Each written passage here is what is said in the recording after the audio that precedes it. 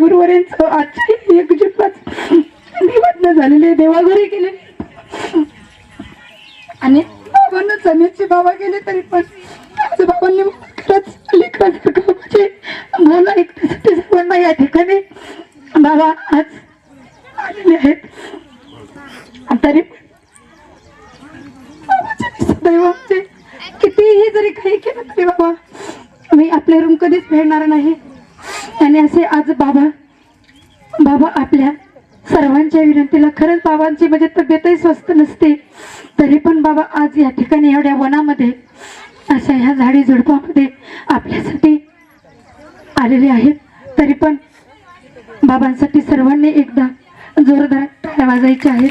आपल्याला बाबांच्या श्रीमुखातून प्रायश्चित्त आपल्या मागील जन्माचा या जन्माचा अशा अनंत जन्माचे आपले जे कर्म असतात ते कर्म नसण्यासाठी दोष नसण्यासाठी आपण प्रायश्चित्त हा सर्वज्ञांनी एक आपल्याला उपाय सांगितलेला आहे.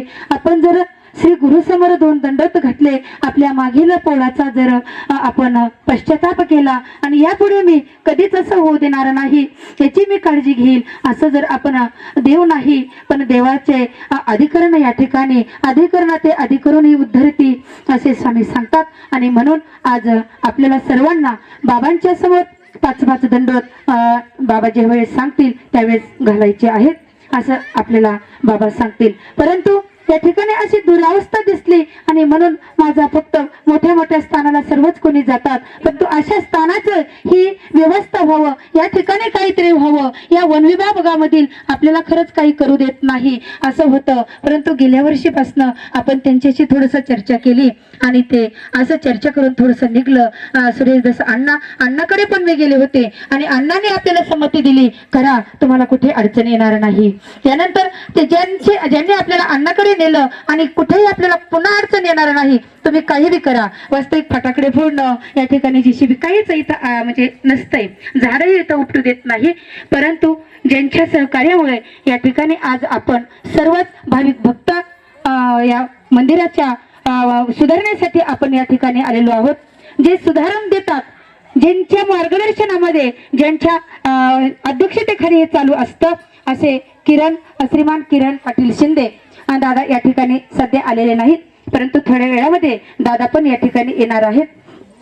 त्यांचं खूप मोठं आपल्याला या ठिकाणी सहकार्य लाभलेलं आहे. त्यानंतर हे वन विभागाचे जे अधिकारी असतात ते अधिकारी सुद्धा खूप मोठं असलेला त्यांनी मागे काय त्रास दिला असेल मला माहित नाही परंतु मी जेव्हा इथं आले आणि त्यांच्याशी जाऊन बोलले ना त्यावेळेस त्यांनी मला खरंच मोठी बहीण मला सांगितलं त्यांनी ताई तुम्ही आमची लहान बहीण आहात आणि आम्ही तुमचे मोठे भाऊ आहोत तर तुम्हाला जिथेही कुठे अडचण येईल ना तिथे आम्ही तुमच्या पाठीमागे खंबीरपणे उभा राहू असं त्यांनी सुद्धा ह्या वन विभागाच्या अधिकाऱ्यांनी आम्हाला आश्वासन दिलं गेलं आहे.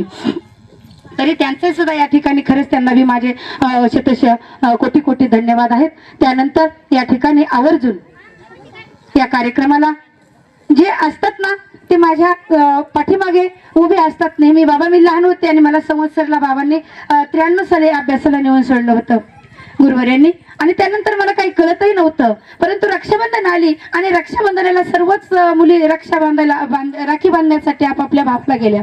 आता मी कुणाला राखी बांधावं मला काही कळना आणि म्हणून मी आमच्या वाकी फसले तिकी या गावचे कंदारकर बाबा म्हणून तर बाबांना बोलवलं आणि कुठलंच काही कळत नव्हतं पण बाबांना राखी बांधून दिली. त्यावेळेसपासून मी बाबांना माझे भाऊ मानते आणि बाबाही त्यांना कुठंतरी आज कार्यक्रम होता परंतु बाबांना म्हटलं बाबा थोडंसं तुम्ही आले तर खूपच मला म्हणजे बरं वाटेल. बाबांच्या सोबत बाबांनाही त्रास होतो आणि बाबा खरंच आपल्या बहिणीसाठी म्हणा देवासाठी म्हणा या ठिकाणी आपल्या सर्वांचा म्हणजे मान देऊन या ठिकाणी आलेले आहेत. बाबांचाही या ठिकाणी धन्यवाद बाबांनाही. त्यानंतर बाबांच्या समवेत आलेले दादांनाही त्या ठिकाणी दादांचंही धन्यवाद स्वागत सर्वांचं.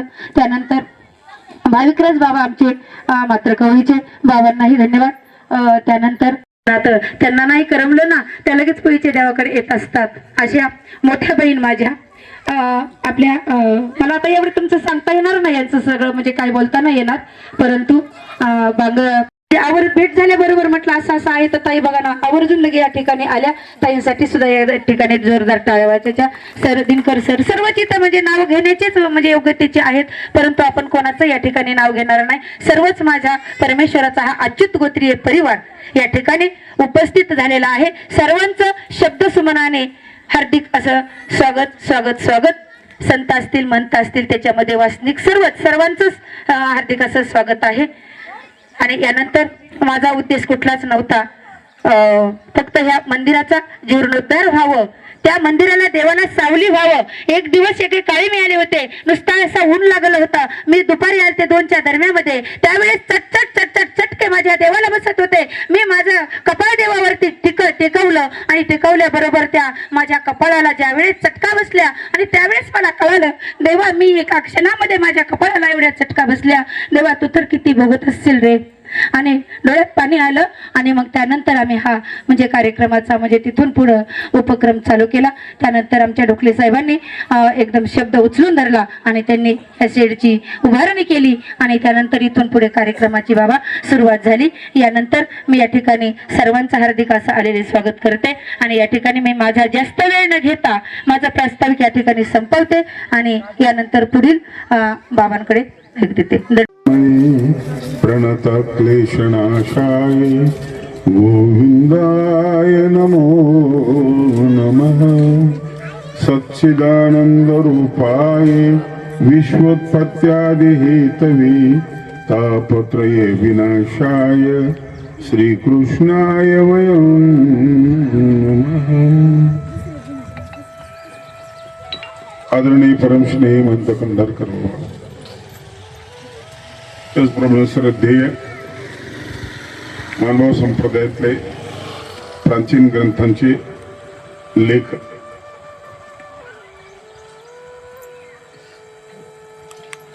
माझी खूप श्रद्धा त्यांच्यावर आहे.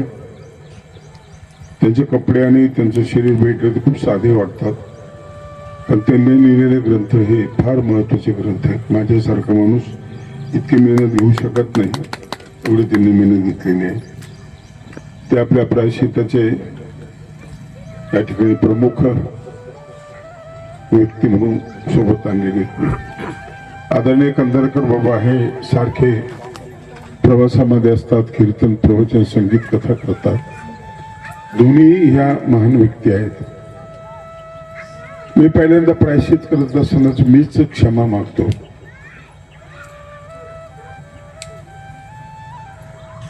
सकाळी ताईंचा फोन आला आणि मी खोटं बोललो. त्या 2 गुरु शिष्याच्या आवाजातला फरकच मला काही कळत नाही. मला वाटलं श्वेता बोलते. ते म्हणले कुठपर्यंत आले, म्हटलं मी भुसावळपर्यंत पोहोचलो. तेव्हा का असं कसं, म्हटलं इकडं कार्यक्रम आहे माझा. आता नंतर लक्षात आलं, म्हटलं ताई बोलतायत. म्हटलं माफ करा, मी गंमत केली. मी श्वेताचा आवाज वाटला मला आणि म्हणून गंमत केलेली आहे. आजचा जो कार्यक्रम आहे तो कार्यक्रम सगळ्याच संप्रदायामध्ये महत्वाचा कार्यक्रम आहे. त्याला प्रायश्चित असं म्हणतात. हा मुस्लिम लोकांमध्ये आहे, जैनांमध्ये आहे, हिंदू बौद्धांमध्ये आहे, हिंदूमध्ये आहे, वारकरी संप्रदायामध्ये सुद्धा आहे. वेळ कमी, मला 25 ते 30 मिनिटं बोलायचं आहे आणि म्हणून मी सगळे संदर्भ घेताना वारकरी संप्रदायाच्या संदर्भाने सुरुवात करणार आहे. भगवद्गीतेमध्ये 11व्या अध्यायामध्ये श्रीकृष्णाने जे श्लोक निरूपण केले आणि अर्जुनावर त्याचा असा परिणाम झाला. विश्वरूप बघितल्यानंतर अर्जुनच्या लक्षात आलं की फार मोठी व्यक्ती आहे. जसं मी राजू दादा कल्पनाकार यांची माझी भेट झाली. साधी व्यक्ती दिसली. म्हटलं कुठं असता, काय करता? अय भिक्षुक आहे म्हणतं काही नाही, आचार्य तर अजिबात नाही. उपाध्याय कुठले प्रमुख आचार्य नाही का ईश्वराचे आचार्य नाही. म्हटलं काय करता तुम्ही, कुठे फिरता, उभी फिरवाली इकडे तिकडं, अभ्यास वगैरे करा, पूर्वी येते का, अमुक येते का, तमुक येते का. समजा मी विचारत राहिलो त्यांना, श्लोक येतात का, किती फिरता, कोणकोणत्या गावाला फिरता. आणि नंतर जेव्हा माझ्या लक्षात येते की अरे फार बुद्धिमान व्यक्ती आहे. यांनी ब्रह्मविद्येचा अभ्यास केलेला आहे. आणि आपण काय बोलून बसलो असंच अर्जुनाला वाटलं आणि अर्जुनाने त्या ठिकाणी प्रायश्चित केलं. 11व्या अध्यायामध्ये अर्जुनाच्या लक्षात आलं की जीवेश्वराचा भेद त्याच्या लक्षात आले की हा वेगळाच आहे. मला जो माझा मित्र वाटत होता तसा नाही हा, माझा सखा वाटत होता तसा नाही हा, पण असाही आहे की माझ्याकडून झालेली चेष्टा, अंतरावर बसताना लागलेले पाय, जेवताना, आणि मी त्याला बोललो तर त्यावेळेस त्यांनी ते सगळं खपवून घेतलेलं आहे. पण तसा नाही हा, हा फार मोठा आहे, हा खूप मोठा आहे, मी खूप लहान आहे, असं अर्जुनाच्या लक्षात आलं. आणि मग अर्जुनाने प्रायश्चित करायला सुरुवात केली. त्या ठिकाणी प्रायश्चित्त म्हणजे काय तुम्हाला समजावून सांगतो. प्रायश्चित्त म्हणजे आतलं धुणं. सगळं मारतात, गाडीला वॉशिंग करावं लागते, कपडे धुवावं लागतात, अंगण धुवावं लागतं, दाढी दिवसाआड करावी लागते, सगळं करावं लागतं. म्हणजे काय करावं लागतं, नको ते काढावं लागतं, जी अडचण आहे ती बाजूला करावी लागते. गावाला जाताना कपडे नवे घालावे लागतात. तिथं तुम्हाला चांगलं म्हटलं पाहिजे, तुम्ही नीटनेटकं दिसलं पाहिजे. म्हणून आलेले व्यत्यय बाजूला करणं याचं नाव आहे प्रायश्चित्त. आणि तुम्ही केलेली जी कृती आहे त्या कृतीला एक परिणाम आहे, सकारात्मक आहे, नकारात्मक आहे. नकारात्मक परिणाम जर असेल तर तिचे कर्मचिन्ह तुमच्या जीव स्वरूपावर उमटलेले असतात, ते तसेच राहतात, ते पुसत नाही, ते पुसतात प्रायश्चिताने. प्रायश्चित म्हणजे आंघोळ आहे, अनुतापाची आंघोळ आहे. निषेधिनी अनुतापे तापलो राम राया, असं रामदासांनी प्रायश्चित केलेलं आहे. हा अनुताप म्हणजे अणु म्हणजे नंतर आणि ताप म्हणजे पश्चाताप. बीडच्या लीळेमध्ये स्वामींनी एक सूत्र वापरले, बाई क्रेसी अनुताप पुरश्चरण.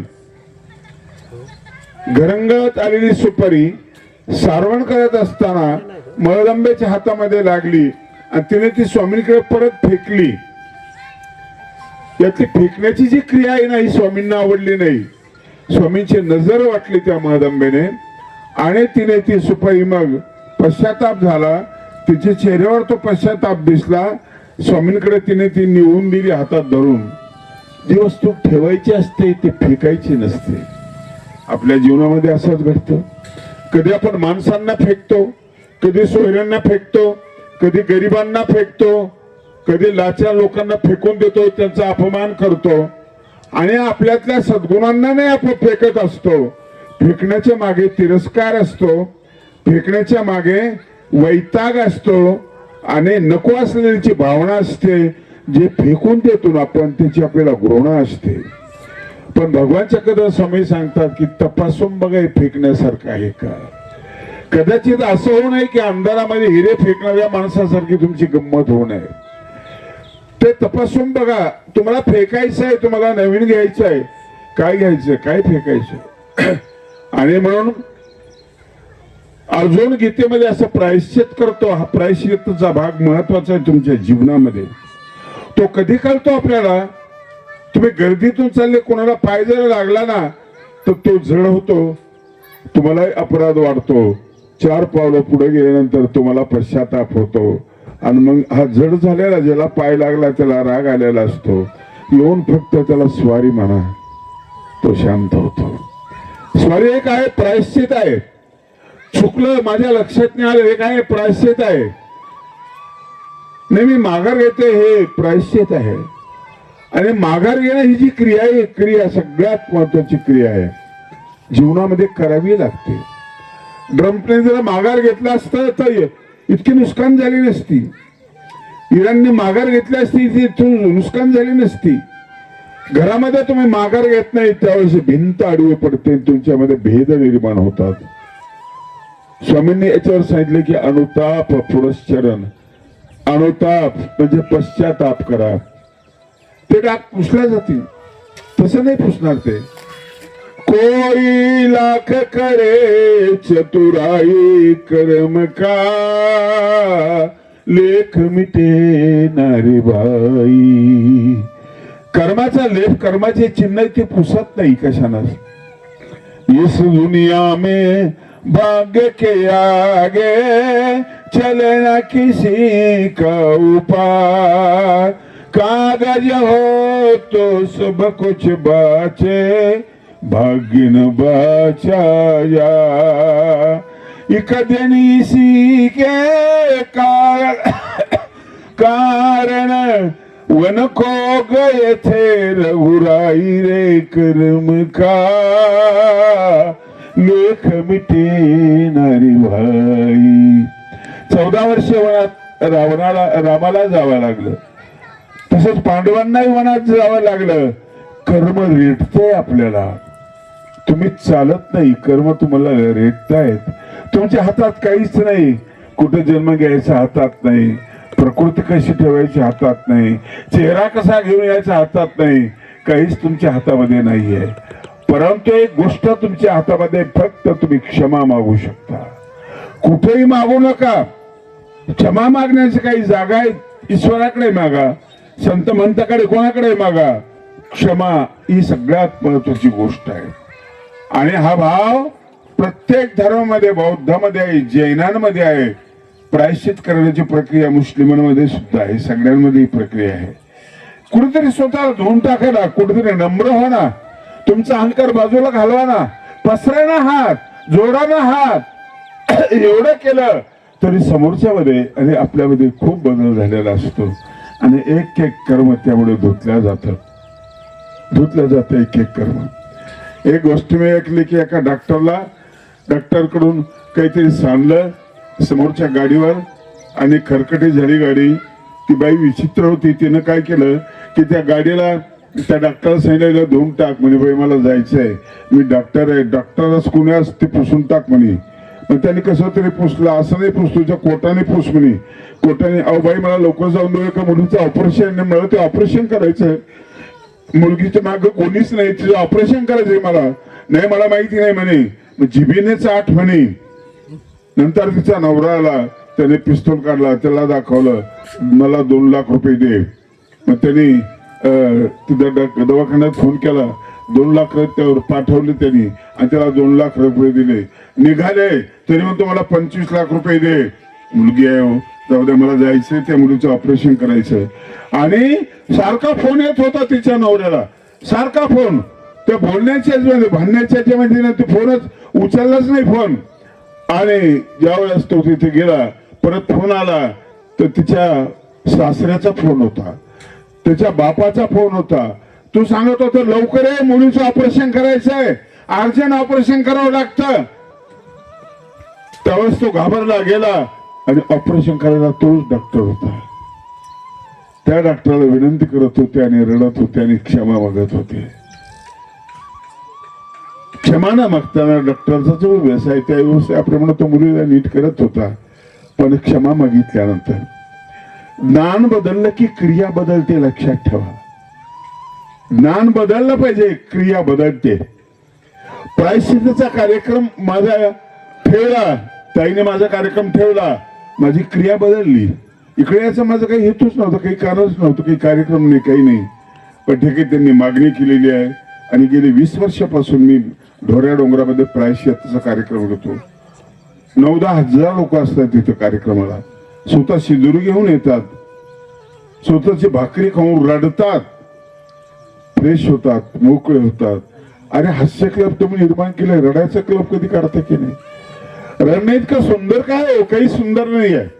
रडणं म्हणजे धुणं आहे, रडणं म्हणजे धुणं आहे. तुमच्या दोषांचं ते क्षालन आहे. आणि म्हणून अर्जुनाने जो प्रश्न केला ना की तत्क्षामय त्वमहम प्रमेयम, गोष्ट गमतीचे लक्षात ठेवा. गीतेतला हा श्लोक आहे की मला क्षमा कर अप्रमेय असलेल्या कृष्णा. अर्जुन म्हणतो कशाबद्दल क्षमा कर? माझ्या फार चुका झाल्यात, मला क्षमा कर. आणि याच्यावर ज्ञानेश्वर महाराजांनी जी ओवी लिहिलेलं ते प्रायश्चित आहे वारकऱ्यांचं. तरी आता अप्रमेयम, तरी आता अप्रमेय,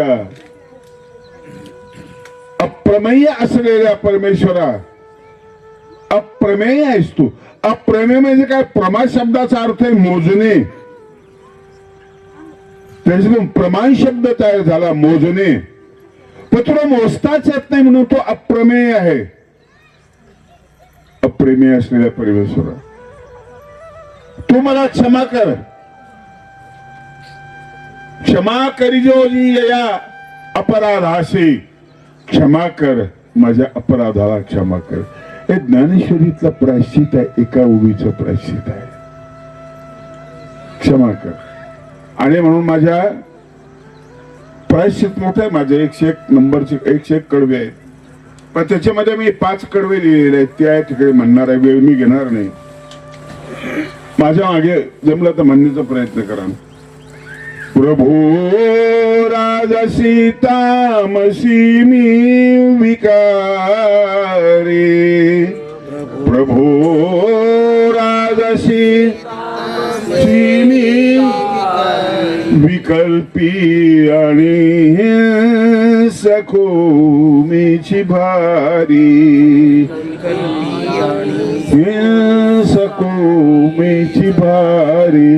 भूतादेव पात्रांचा विक्षोभ झाला, क्षमा कर दयाळा, क्षमा कर दयाळा, क्षमा कर, क्षमा कर दया. देवाजवळ किंवा विशेषाजवळ किंवा अधिकरणाजवळ हात जोडून तुम्ही देवाला प्रार्थना करा असं म्हणायचंय. याच्यात वर्णन काय आहे? मी राजसी आहे, तामसी आहे, मी विकल्पी आहे. 3 दोष याच्यामध्ये आलेले. हे प्रभू मी राजसी आहे का कशाला? दुसरा मुद्दा विकाराने आणखी एक होतो की भालतो आपण, भालता कशाला? भालता कशाला? घरातकडे गेलेले लोक हुशार लोक आहेत, खुर्चीवरचे लोक आहेत, शिकलेले लोक आहेत. कशामुळे मेले, कशामुळे बदनाम झाले? भाळण्यामुळे बदनाम झाले. आपण जळण्यामुळे बदनाम होतोय. होते ना दुसऱ्याची बिल्डिंग मोठी, काय फरक पडतो तुला? आनंद वाटवते ना? पाहता आलं पाहिजे आपल्याला. डोळ्यातून ज्यावेळेस विकार बाहेर येतो ना, त्याला पाहता येत नाही. नाही पाहता येत त्याला. बाया लग्नाला गेलेल्या असं कोण पाहते कशी, तिला वाटतं की माझ्यापेक्षा चांगली आहे का? हे जळणं असतं, माझ्यापेक्षा चांगली का? नंतर बघितल्यानंतर स्वतःचे बघते, बघ मध्ये सारख्याच आहे, मला वाटलं की तुझी भारी गुण असतो. इथून ते राजकारण, समाजकारण, भावकीकरण, गावकी सगळीकडे पेटलेलं आहे आपलं जीवन, सगळीकडे पेटलेलं. आणि म्हणून जळणं आणि भाळणं सगळ्यात वाईट आहे. ते गाणं बंद करा आता. रडू नको बाळा मी पाण्याला जाते, जळू नको बाई तू कशाला करतेस? हे नका करू तुम्ही. सगळ्यात मोठं औषधी तुम्हाला प्रवचन झाल्याबरोबर बरं वाटेल, हे पटलं असेल तर जळायचं नाही. एक कुंभारीनबाई आणि एक माळीनबाई दोघी बाजाराला जायच्या. वाहन काही नव्हतं, गध होतं कुंभारीनबाईचं. मैत्रिणी होत्या, इकडे इकडून माल टाकायचे, इकडे इकडून टाकायचा. कुंभारींचे गाडगे इकडच्या बाजून जायचे, माळीनबाईची भाजी इकडच्या बाजून जायची. समतोल राहायची, पडत नव्हतं, सरकत नव्हतं. तो एकदा रस्त्यानं चालताना ती माळीनबाई म्हटली की मला मिक्सर घ्यायचं. ही जळायला लागली, माझ्याकडे मिक्सर नाही, गेलं मिक्सर घ्यायचं. लय पैसे झाले काहीचे. आणि तेवढ्यामध्ये फाटलेले तिची जे भाजीची झोळी होती ना, गाठोडा होता ना, त्यातून एक एक वांग पडायला लागलं. हिनं काही सांगितलंच नाही तिला, पडू दे म्हणे, पडू दे म्हणे, मजा येईल म्हणे पडली तर. लय म्हणते मला मिक्सर घ्यायचं. एक कारलं पडलं, दोडकं पडलं, एक एक वस्तू पडायला लागली. हिला मजा वाटायला लागली. पण ज्यावेळेस ते बरंच पडलं, बॅलन्स बिघडलं. कोणत्या बाजूने गेलं? गाडग्याच्या बाजूने. एक गाडगं शिल्लक मिळाले, सगळे खापर खापर होऊन गेले. होतं का आपला हे सगळं? होतं ना? म्हणून जळायचं नाही आणि भाळायचं नाही. 2 गोष्टी लक्षात ठेवा. 1000 खराब तुमच्याकडे जर आले ना, त्याच्याकडे डुंकून बघायचे नाही. हे तुमच्या डोळ्यातलं सामर्थ्य वापरा तुम्ही. भूतादेव पात्रांचा विक्षोभ झाला. आणि ह्या माझ्या वागण्यामुळे काय झालं? सगळे दुखावल्या गेले, सगळे दुखावल्या गेले. वाईट गोष्टीला सगळे दुःखी होतात ना, गुंड माणसाला सगळे त्रासून जातात ना. कोण कोण दुःखी झाले? भूत म्हणजे चतुर्विधा भूतग्राम अभय द्यावैते. ते भूत भूत म्हणजे 4 प्रकारचे जारा जांडा श्वेदज आणि उद्भिद यांना त्रास झाला. भूता अविरोधे येथेची सेवा न करावी. स्वामी सांग येथेची सेवा ती भूता अविरोधे करावी की गा. भूतांचा विरोध न करताना ही भूतसृष्टी आपल्यावर रुष्ट झाली. झाडं रुष्ट झाले, दगड रुष्ट झाले. तुम्हाला काय बोलताय तुम्ही? मी खरं बोलतोय. शास्त्रज्ञांनी शोधलंय तुमच्या घरासमोर 2 झाड आहे. एका झाडाजवळ जा, उजव्या झाडाजवळ. त्याची स्तुती करा किती छान आहे, कसं आहे, चांगलं आहे. त्याला बरं वाटतं. ते 4 दिवसात फुलून जातं. त्याला बहर येतो, फुलं येतात त्याला. शेजारच्या डाव्या बाजूला झाड आहे त्याच्याकडे जा. त्याला म्हणा नालायक बदमाश अक्कल तुला काही नाही, वाळक्या आमक्या तमक्या. 4 दिवसानंतर ते मरून जातं, संपून जातं. दगडाती तीच अवस्था आहे. तुमचं असं वागणं असलेली सगळी भूतसृष्टी तुमच्या विरोधात जाते. म्हणून इथं भूत शब्द आलेला आहे. भूता देव पात्रांचा, भूतांचा क्षोभ, देवतांचा क्षोभ आणि पात्रांचा क्षोभ. तुम्ही त्याला शाप म्हणा, काही म्हणा, क्षोभ. भूता देव पात्रांचा विक्षोभ झाला, क्षमा कर दया, क्षमा कर दया. सगळी सृष्टी माझ्या विरोधात गेली. प्रभू आता तरी मला तू क्षमा कर. सुंदर कल्पना आहे, प्रायश्चित्ताची कल्पना. मी सांगितलं सगळ्या धर्मामध्ये तुकोवर राहायचंय का अभंग आहे. कासया गुण दोष पाहू अनेकांचे, मज काय त्याचे गुन्हे असे. कशा दुसऱ्याचं पाप पुण्य पाहू रे, माझ्यामध्ये काही कमी आहे. मी बघतोय ना. मला कबीरजी म्हटलंय बुरा देखन मैं चला, बुरा न दिखिया को, मैंने मुझको देख लिया तो, मुझसे बुरा न कोई कबीरा, मुझसे बुरा न को. माझ्यापेक्षा वाईट काहीच नाही आहे. व्यासही म्हणतात पापो हम पाप कर्मा, हम पापात्मा पाप संभव. तुम्ही मला म्हणतो मन उकार नाही करत, मन आहेस तू. किती टक्के चांगलं करतो, किती टक्के वाईट करतो आपण. कुणाचं नुकसान न होताना जगता येतं कधी आपल्याला? जगता येतं, समाधान मानता येतं. फुटपाथवरच्या माणसाला झोप लागते की नाही? चांगली झोप लागते. बंगल्यामध्ये गोळ्या घ्याव्या लागतात, मच्छरदाणी असते, कछवा लावलेली असते, झोपेची गोळी घेतलेली असते. मासुलीसारखा तरमळत करत बसतो. झोप काय श्रीमंतीवर गरिबीवर अवलंबून आहे, ती समाधानीवर अवलंबून आहे. आणि समाधानी तुमच्या मान्यावर अवलंबून आहे. पुरे पुरे. माझ्याकडे पद्मिनी नावाची गाडी होती. 30 वापरायचो नेहमी. चांगली गाडी होती, जुनी गाडी होती. पण महानुभाव संप्रदाय ते माझे जे काही मित्र आहेत, माझे चाहते जे आहेत, एक मोठ्या कार्यक्रमाला गेलो आणि तिथे ते म्हटले ही गाडी काय बळी दिसते काय, लोकांच्या गाड्या किती बदलल्या, साध्या साध्या लोकांच्या गाड्या बदलल्या, आणि जरा भारी गाडी घ्या ना, फॉर्च्युनर घ्या, अमुक घ्या तमुक घ्या. मी काही बोललो नाही. प्रवास करताना चांगली 18चा आवडली चांगली गाडी आहे. पण त्यांनी मला भरवलं घे बरं दिसत नाही. असंच लोक तुम्हाला भरवत राहतात. लग्न साधं कशाला, जमीन विक, अमुक कशाला, मंडप चांगला लाव, अमुक ठिकाणचा मंडप लाव, हे कशाला, ते कर, सोनं भरपूर राहाल, एकदाच व्हायचंय. तुम्हाला असंच भरवता आणि तुम्ही तिथे फसता, भाळता तुम्ही त्या ठिकाणी. पण ज्याने कार्यक्रम घेतला तो माझ्या जवळच उभा होता. लोकांचं बोलणं ऐकल्यानंतर तो जे बोलला ना ते महत्वाचं आहे. तो म्हटला किती भारी गाड्या येऊ द्या, लोक या गाडीची वाट पाहत आहेत, या गाडीची लोक वाट पाहत आहेत. हे गाडीचं मोठं पण आहे. तुमचं समाधान तुमच्या जवळच आहे. 2च कडवे घेणारे फक्त मी या ठिकाणी. कखाई असे निंदको आत्मघाती म्हणा.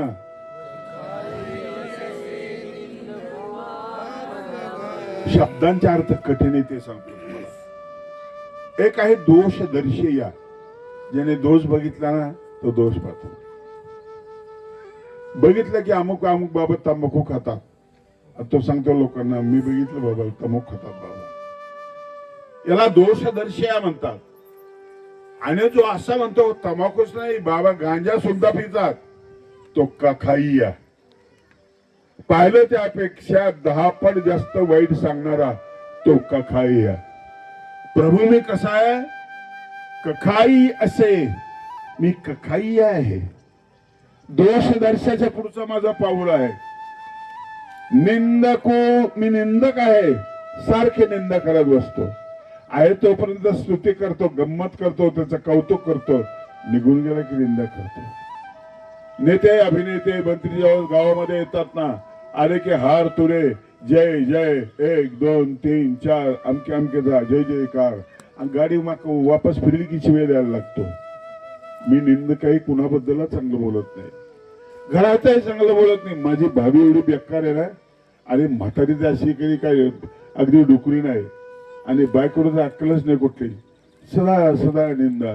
ए शेंबड्या बसला का रे, ए चपट्या काय करतो रे, काय करताय? तो काही करू, तू निंदा करतोय, तू निंदा करतोय, निसर्गाची निंदा करतो. म्हणून मी कखाई आहे, निंदक आहे आणि आत्मघाती आहे. मी माझा घात करतो, मी अवसान घातकी आहे. मी माझ्यातलं बरंच मारलेलं आहे. बुद्धी मारली, माझी स्मरणशक्ती मारली, माझी नैतिकता मारली, माझं चारित्र्य मारलेलं आहे. हे सगळं मी मारलंय. चक्रधर स्वामी घोडाशिर्डीच्या शिष्याने गाव जाळल्यानंतर तो आला, हसत आला, स्वामी झाडाखाली बसले. तो म्हणतो बघा गाव जाळलं मी. ते बाईनी कडत आंबील माझ्या हातावर टाकली आणि मला चटका बसला. मी वळचणीला हात लावला, जल जाव म्हटलं, सगळं गाव जळायला लागलं. स्वामी म्हणतात तू काय जाळलं तुला माहिती नाहीये. तू तुझं महात्म्य पण जाळलंस, तुझ्यातलं संत पण जाळलंस, तू काय नाही जाळलं. तुझ्यातला नैतिक अधिकार जाळलाय, तू तुझ्यातला माणूस जाळलाय, तुला दिसत नाही ते. हे सगळं जाळलाय तू आत्मघाती आहेस. आत्मघाती विचार तुमच्या डोक्यात येतात ना, की जे तुम्हाला फसवे वाटतात, ते कोणी समजावून सांगणार असलं तर ऐका ना. त्यावेळेला आत्मघात का करता तुम्ही? मी आत्मघाती आहे, वरी वर्म स्पर्शी, सतत दुसऱ्याचे दोष काढणार आहे. प्रत्येक माणूस चुकतो ना, म्हणून नेहमी ते दोषच काढायचे असतात का? मी वर्मस्पर्शी आहे. जुन्या गुन्ह्यावर, जुन्या याच्यावर, दोषावर मी बोट ठेवतो. वरी वर्मस्पर्शी, कुटिलादी दोषी. मी कुटील आहे, कपटी आहे. परतारको अंतरीना जीवा. शब्दार्थ लक्षात ठेवा, मी परतारक आहे. परतारक म्हणजे लुटेरा आहे मी. परतारक शब्दाचा अर्थ लूट करणार आहे. मी पाहून सौंदर्य लुटतो, मी संपत्ती लुटतो, कुणाचं गाणं लुटतो, कुणाच्या नाटकातलं प्रसंग लुटतो. सगळे चोर आहेत, सगळे नेते अभिनेते सगळे सगळे चोर आहेत. गुन्हेगार आहे प्रभू, मी गुन्हेगार आहे, मला क्षमा कर. म्हणा मागे कखाई असे निंदको आत्मघाते.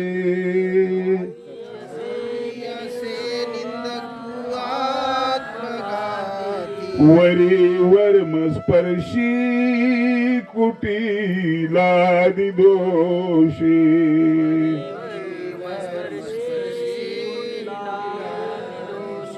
परतारको अंतरीना जीवा.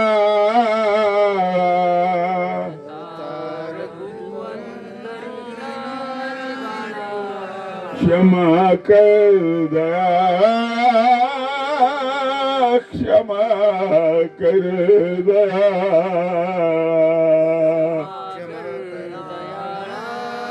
क्षमा कर. मोकळं झाला जरा, प्रभूला प्रार्थना करा, डोळे भरून आणा. तुम्ही किती नुकसान केले हो. असा नव्हता देश आपला. सृष्टी अशी नव्हती, सुंदर होती, अतिशय सुंदर होती. परमेश्वराची निर्मिती होती. वृक्षवल्ली आम्हा सोयरी होती. कुठं ठेवल्यावर झाडावी. इथे निसर्गाची क्षमा मागा. नद्यामध्ये पोहायचो आम्ही, त्यांना गंगा मैया, यमुना मैया म्हणायचो. इतकं अमृतासारखं पाणी होतं. आम्ही जसं गटार बनवलं. करायला क्षमा कर म्हणा. निसर्गाला क्षमा मागा. चुकलोय आमचं. घरातलं वातावरण किती चांगलंच होतं, आता किती गढूळ झालेलं आहे. खरं ना, प्रार्थना करा, निसर्गाला प्रार्थना करा. किती बोकडे कोंबडे कापले, जरा पश्चाताप करा ना. न कापताही माणूस जगू शकतो ना. जिथं पर्याय नाही तिथली गोष्ट वेगळी, तुम्ही जगू शकता ना. किती गुन्हे केले तुम्ही सांगा ना. तुम्ही बोलण्यातून गुन्हे केले, ऐकण्यातून गुन्हे केले, तुम्ही वागण्यातून गुन्हे केलेले आहेत ना. वागण्यातून गुन्हे केले. एका पत्नी व्रतावर राम स्थिर होतो, एका पत्नीवर सीता स्थिर होते, विचलित होत नाही. तुमचे कसे संबंध आहे, किती ठिकाणी संबंध, विचार करा ना. मागा, क्षमा मागा, प्रायश्चित करा, करा प्रायश्चित. ईश्वराचा प्रांत तर वेगळा आहे. आपल्या जीवनावर आपण अन्याय केलेला आहे, क्षमा मागा ना. आपल्या जीवनाला खूप आपण फसवलेलं आहे, आपल्या शरीरावर खूप आपण अन्याय केलेला आहे. म्हणून परतारकू अंतरीना जिव्हाळा, क्षमा कर दया, क्षमा कर दयाळा. 2 कडवे झालेले आहेत आणि ती 3 कडवे आहेत. 2 तासाचं प्रवचन याच्यावर होईल. माझं जे मोठं प्रायश्चित आहे ना, ते 15 दिवसाचं व्याख्यान आहे. कोणी घेत नाही, हिंमत करत नाही. हा महत्वाचा कार्यक्रम, अत्यंत उत्सव लोकांना आवडतात, लोक येतात, जेवण होतात, सगळं होतं. पण हा सगळ्या कार्यक्रमाचा आत्मा असलेला प्रायश्चित विधी जो आहे ना, तो खूप महत्वाचा आहे, खूप महत्वाचा. हरिओम शरणींनी सुद्धा प्रायश्चित केले का गीतातून. मैली चादर उडके कैसे, प्रभू तुझ्याकडे यायचे पण माझी चादर मळली. चादर म्हणजे शरीर, शरीराला चादर कबीरानं सुद्धा म्हटलेलं आहे. झिनी रे झिनी, अष्टकमल का चरखा बनाया, 5 तत्व की पूरी, 9-10 मास बुनन को लागे, दिन दिन मैली हुई चदरिया. झिनी रे झी, मी ती टाचण्यासाठी फाटली, ती उसवली, तिला नीट करण्यासाठी येतो. ओम शरण म्हणतात. उडके कैसे द्वारे तुम्हारे आओ, हे पावन परमेश्वर मेरे, मन ही मन शर्माओ. मैली चादर, ज्याचा अपराध केला त्याच्याकडे जावंसं वाटतं का तुम्हाला? नाही जावंसं वाटत. परमेश्वराला काही कळत नाही असं समजतो म्हणून मंदिरात जात ना तुम्ही. अरे मंदिरात जायची गरज नाही, दारावर उभे राहा. दार कोणतं? देवाची येई द्वारी उभा क्षण भरे. तू उभा ठाकला असेल पुढे, कुठं? त्या द्वारामध्ये. कोणतं द्वार आहे? कान हे द्वार आहे. अनेक द्वार आहेत, त्यात एक सांगतो. कान हे द्वार आहे. त्याला दरवाजा नाही, त्याला खिडकी नाही, नेहमी उघडं असतं, नेहमी उघडं असतं. ऐकत जा, प्रवचन ऐकत जा, कीर्तन ऐकत जा. त्या दारावर तुम्ही उभे राहा, तो येतोय, येतोय. निर्मल वाणी पाकर तुझसे, नामन तेरा गाया. प्रभू तू सुंदर वाणी दिलेली आहे, मी नामस्मरण नाही केलं रे कधी. निर्मल वाणी पाकर तुझसे, नामन तेरा गाया. नैना मुंद कर हे परमेश्वर, कभी न तुझी को ध्याया. मन दिलं पण मी स्मरण नाही केलं, ध्यान नाही केलं. मनवीना की तारे टूटी, अब क्या गीत सुनाऊ. मैली चादर उडके कैसे. देवाकडे जात असताना स्वच्छ होऊन जा, निर्मळ होऊन जा. वाट पाहतोय तू, तुमची वाट पाहतोय. किती छान वाटतं हा एकांत भाग, किती सुंदर. निसर्गाचा सहवास, कुठलंच प्रदूषण नाही. कुठलं प्रदूषण तुम्हाला विचलित करत नाही, नाही करत विचलित. आणि म्हणून प्रायश्चित गीतेतून जन्माला आलं, ज्ञानेश्वरीमध्ये प्रकट झालं. आणि भगवान चक्रधर स्वामींनी बीडला सांगितलेलं हे सूत्र आहे, लक्षात ठेवा. बीड जिल्हा किती भाग्यवान आहे, बाकीचं काही मी सांगत नाही. पण हे सूत्र जगाला एक आत्मशांती देणारं हे सूत्र आहे. आत्मशांती बाई क्रिशी अनुताप पुरस्चरण. जे फेकतय ना त्याबद्दल विचार करा, जे टाकतोय ना त्याबद्दल विचार करा. वाईट गुण तुमच्यात असतील ना तुम्ही फेकून द्या, चांगले गुण असतील ना तुम्ही ठेवा, ते जपून ठेवा. आणि म्हणून हे प्रायश्चित अभंगामध्ये आहे, उवीमध्ये आहे. किती वाजले बाबा? झाले ना? हा, 20 मिनिटं सांगितले मला. आता तुम्हाला नंतर रडायचं आहे. संकोच बाळगू नका. ते बाबा दोष सांगतील तुम्हाला. तुम्हाला रडायचं आहे, खळखळून रडायचं आहे. आईसमोर बालक रडतं ना असं तुम्हाला रडायचं आहे. देवासमोर आपण रडतो ना. तुमच्या डॉक्टरला तुम्ही तुमचे जे अवघड ठिकाणचे दुखणे दाखवताय ना तसे तुम्हाला दाखवायचं आहे. तसं तुम्हाला अनेक शांत वाटेल. तुम्हाला खूप खूप रडायचं. शब्दांचे अर्थ कळणार नाही परंतु सांगण्याचा प्रयत्न करतील आणि ते शब्द लक्षात ठेवा. आणि 5 दंडोत तुम्हाला घालायला लावतील. ते 5 दंडोत झाले की प्रायश्चित संपलेलं असेल. 17 तिथं दंडोत घातल्या जाणार आहेत. प्रायश्चित विधी आता हा प्रवचन संपलेला आहे. आता प्रायश्चित साष्टांग दंडोत घालायचे आहेत सगळ्यांना. तुम्ही ईश्वराच्या अस्थिपरी मार्गाचे आधारस्तंभ आहात. परमार्गाचे मुकुटमणी असून ईश्वरीचे साक्ष वकील आहात. माझ्याकरिता स्वामीला विनवून मला सर्व दोषापासून मुक्त करा. तुम्ही अनेकांचे भले चिंतणारे आहात. तुम्ही बैसाचा देव प्रसन्न केला. बाबा तुमचा बोल परमेश्वर ऐकतील. असं सर्वांनी स्वामीला म्हणजे बाबांना सर्वांनी म्हणा, बाबा तुम्ही हा आता दंडोत घाला.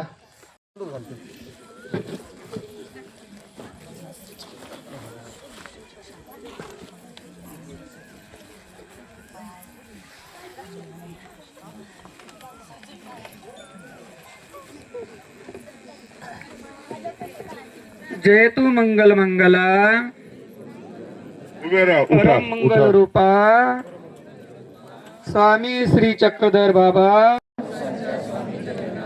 दयाळुआ मयाळुआ कृपाळुआ स्वामी श्री चक्रधर बाबा माझ्या विकार दोषाचा प्रसव मोडवावा. हे महाराजा मी अनादी काळापासून अपवित्र आहे. रजाने तमाने सत्वाने अपवित्र आहे. राग द्वेष काम क्रोध मद मत्सर इत्यादी षडरिपुनी अपवित्र आहे. शोक्ती शास्त्रोक्ती लोकोक्ती या तिन्ही उक्तींनी अपवित्र अधमती अधगती अधरती या मतीत्रयांनी अपवित्र आहे. विकार विकल्पाने अपवित्र आहे. विपरीत बुद्धी अधिक वृत्ती इत्यादी अनंत दोषांनी मी अपवित्र आहे. मी अनंत सृष्टीचा प्रमादी आहे. माझा अपवित्रास पवित्र करावे जी स्वामी श्री चक्रधर बाबा माझ्या विकार दोषाचा प्रसव मोडावा. स्वामिया श्री चक्रधर महाराज आपण प्रतिसृष्टी अवतार धारण करून मजदमासी ज्ञान देऊन अधिकार घडवून योग्य करता ते मी आणि स्त्री पुत्राधिकांच्या आसक्तीत गुंतून मी विकार दोषाचा त्याग केला नाही, स्वदेश बंधाचा त्याग केला नाही, मी प्रतिसृष्टी विकार रसरूप उल्लेख करीत राहिलो तरी स्वामिया श्री चक्रधर बाबा आपण मला क्षमा करून माझ्या विकार दोषाचा रसो मोडावा. दंडवत प्रणाम. आपण मला ज्ञान देता मी आपली आज्ञाभंग करतो, त्यामुळे बोधाचा ऱ्हास होऊन मी विकल्प प्रमादिया झालो राहिलो, अन्य तीर्थास क्षेत्रास जात राहिलो, देवता जनी उचिष्ट प्रसाद घेत राहिलो, तुझ्या साधनावर विकल्प बुद्धी ठेवली, त्यांचे दोष अंगवीत राहिलो, नवस उपवास करीत राहिलो, नपळत्या असतानी आहार विहार करीत राहिलो. अशा प्रकारे मी अनंत सृष्टीपासून विकल्प दोष उत्तम मध्यम कनियस ऐसी विकल्प रूप वासना भावली, तीर्थ क्षेत्री जागरण भजन पारूड करून देवतेच्या ठिकाणी विकल्प दोषांची क्षमा करावी. स्वामी श्री चक्रधर बाबा माझ्या विकल्प दोषाचा रसो मोडावा. दंडवत.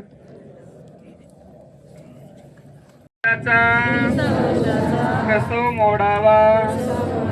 आपली सृष्टी ज्ञान दौडू भूतमात्रा दुखविल्या, आपणास मी विकार दोष हिंसा घडली. अशा प्रकारे हिंसा दोष वाढीस लागून शेतीमध्ये अनेक जीव जंतूंची हिंसा केली राहिलो.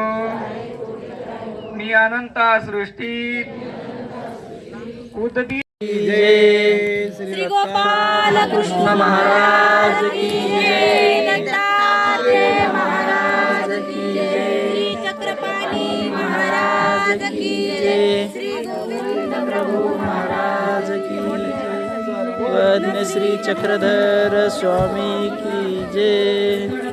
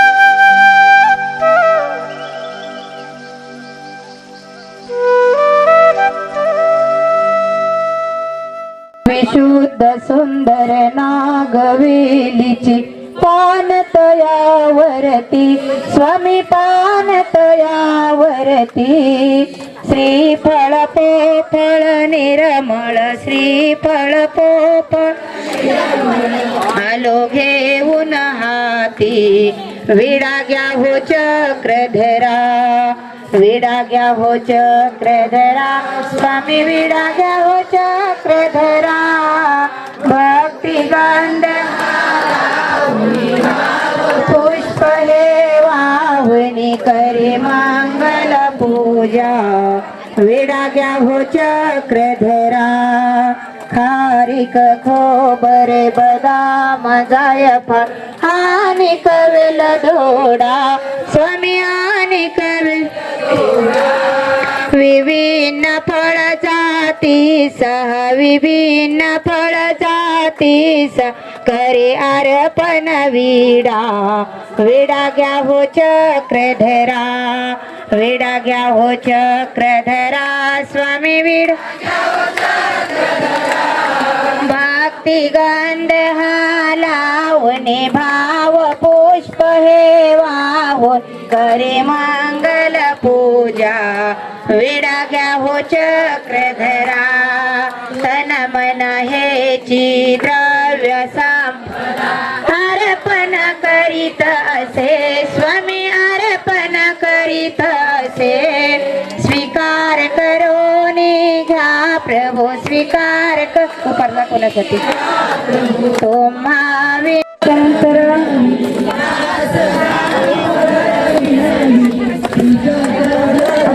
बाबा उपर दाखवण्यासाठी परम आदरणीय परम श्रद्धेय कंदरकर बाबा त्यानंतर आता त्यांच्या मुखातून आपण प्रायश्चित्त श्रवण केलेलं आहे असे पूजनीय दादा उपार दाखवण्यासाठी बसतील तिथे ब्लेड शीट टाकलेलं आहे का बघा संत मंडळीला ब्लेड शीट टाकलेलं आहे का पहा आणि त्यानंतर आणखी त्या अर्थ एवढ्या तिथं लावू नका एखाद्याच्या साडीला कशाला चिटकतील पंच अवतार आरोगणेला यावे उपहार स्वीकारण्याला पंच अवतार आरोगणेला यावे उपहार स्वीकारण्याला मदतेचा उपहार केला अंगीकार मदरसेचा उपहार केला अंगीकार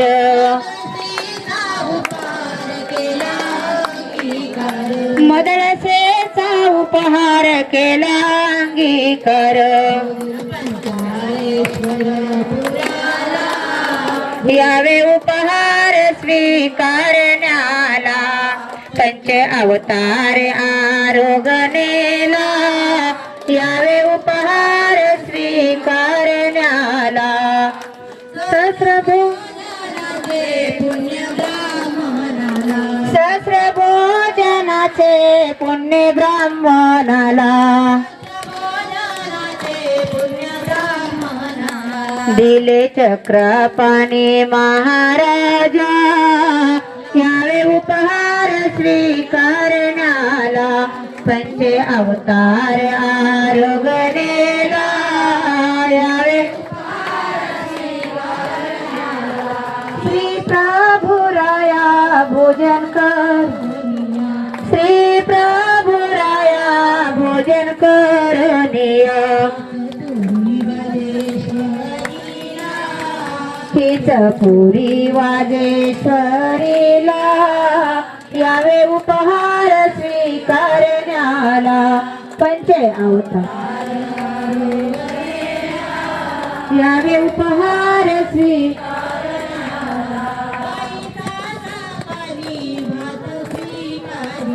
बाईसाचा पाणी भात स्वीकारिला वायू विनवी श्री चक्रधराला यावे उपहार स्वीकारण्याला पंच अवतार आरोगणेला यावे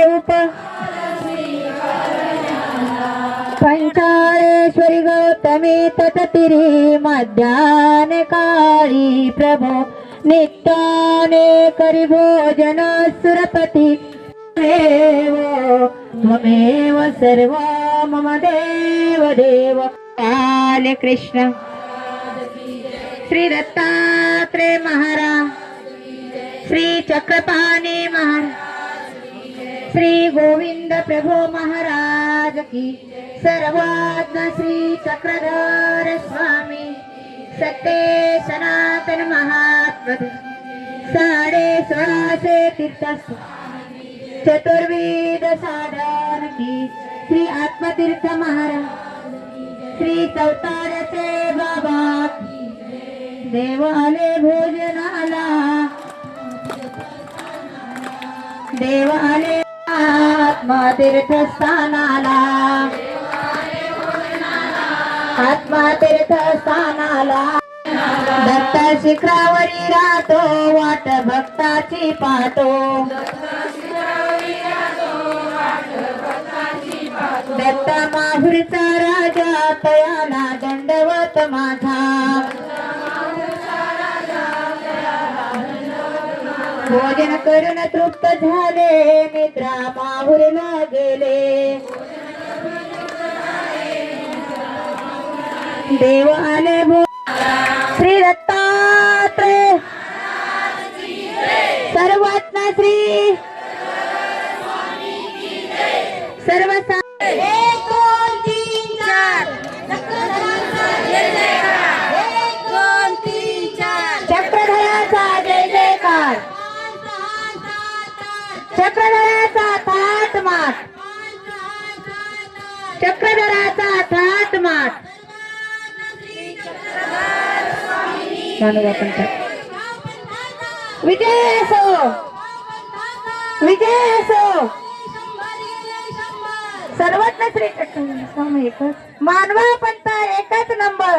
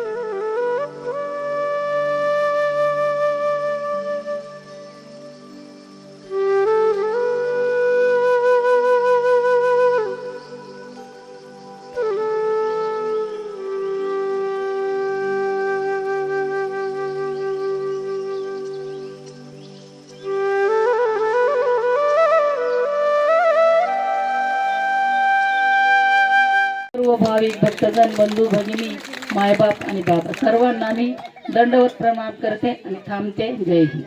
करत असताना आपल्याकडून अमंगल काही घडू नये, कारण अमंगल घडलं तर त्याचे पाप कसे प्रायश्चित फेडावं लागतं, त्याचा त्रास किती होतो हे आपल्याला त्यांनी सांगितलंय.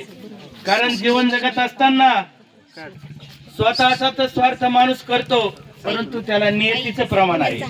कोणतीही गोष्ट नियतीने केली पाहिजे, अनियतीने नको आहे. त्यामुळं आपल्या जीवनामध्ये आपल्याला कडून कुणालाही त्रास होणार नाही, कुणाचंही मन दुखावणार नाही, कुणाची अडचण तयार होणार नाही. आणि आपण आपल्या जीवनामध्ये माघार घेणे आपण शिकलं पाहिजे. आपण क्षमा मागायला शिकलं पाहिजे. आपल्यामधले आपण दोष कबूल केले पाहिजे.